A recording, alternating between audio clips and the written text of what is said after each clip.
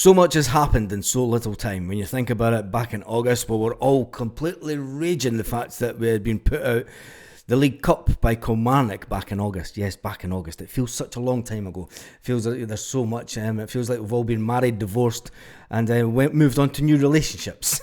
It's that long ago. When you look at it, Celtic play Ross County this weekend, away to Ross County. Kick-off time will be at 12:30 in the afternoon. It is on the television, so more people will get to see it rather than jumping around trying to get streams. Thankfully, the game has been selected for TV coverage, even though the Sevco play in the Cup. We don't, because we were put out by Kilmarnock a long time ago.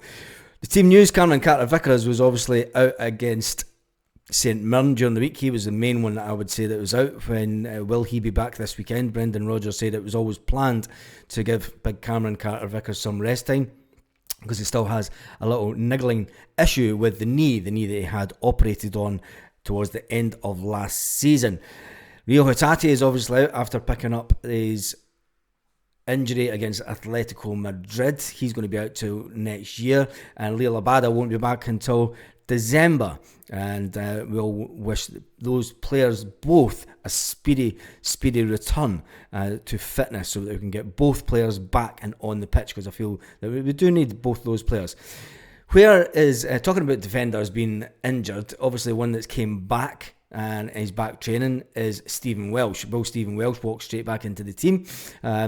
Probably not, because I don't think he is fit game-wise. So it'll be interesting to see how long it takes him to get back onto the bench and back into the team. But where is Big Gustav? Big Gustav, where is he? He was brought in as backup to Big Rocky, who's still not on the team either. Rocky hasn't played since he came back from his injury. But where is Gustav? Gustav scored for his international team the last international break. We're closely coming to another international break, which just completely ruins club football at this time of the year, if you ask me. Just personal thoughts on it. But we all thought that both those players would be first team picks, and they're not as it yet. So where is Big Gustav, and do you think that he'll get back into the Celtic team anytime soon? Another player that I'm predicting will score this weekend is going to be Lewis Palmer. Lewis Palmer played his fifth game in a row on Wednesday evening, although he didn't score. I think he will score this weekend. We're due another goal from him, and I hope his run does continue. Tell me what you think about Gustav. If you are interested in a score predictions, we will be going live this evening, and we can get our score predictions and team lineups on that video, so you can make sure you have your lineup ready and your team predictions. Now let's move on to some more Celtic news. An interesting one from the ex-manager, Ange Postecoglou, was asked if he would ever return to his club, and obviously the Australian manager that left last summer was quizzed whether he would ever go back to his former clubs. Postecoglou says, "Knowing my nature, it is unlikely. Once they're exes, mate. You've messed with my head now. I feel whenever I've left on the back of success, and I leave that as the memory as it is. I just don't think there's any real purpose in going back. I wouldn't see myself going back anywhere that I've been, but who knows." Would you take Ange? Like, that's in the past now. He's moved on. I think he came and he had his journey at Celtic. For the fact that the media have asked that type of question, and it's just them trying to get some headlines out them. It is unbelievable that he's been asked that when he's sitting top of the league in the English Premiership. Now, the man of the moment on Wednesday night was obviously Big O, coming off the bench to score that goal with a little help from Kyogo. He wants to play beside Kyogo. Now, there's been a lot of talk, and I've been one that's maybe said that is it time for Celtic to go back to a 3-5-2? They did do it against Real Madrid. Is it time for Celtic to go to a 3-5-2 in the SPFL?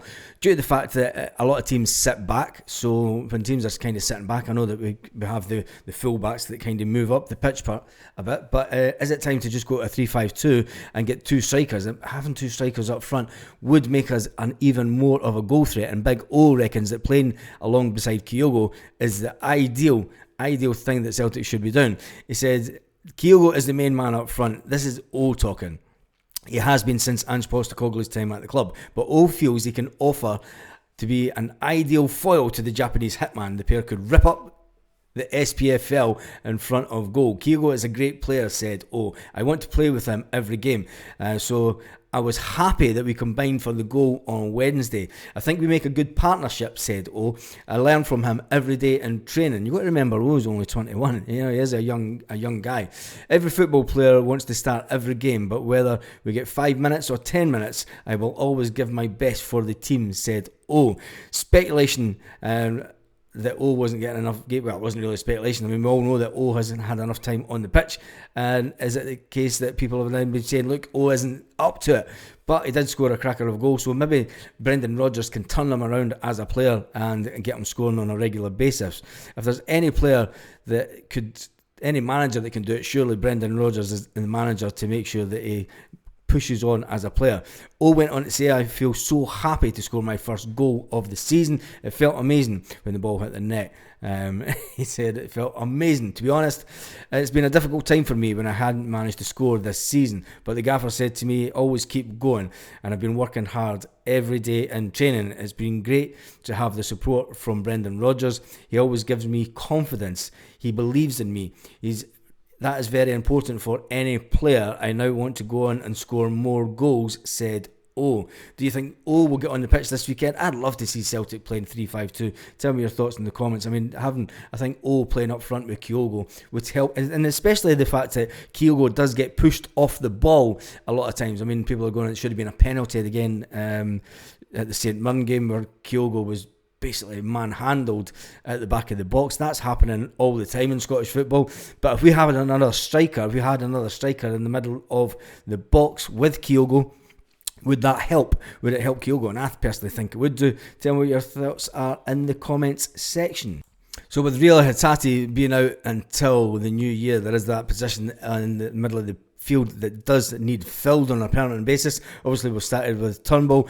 Bernardo's had his chance. Awata's not really had a chance, but big Odin Ohm came off the bench during the week and to state his claim for that position.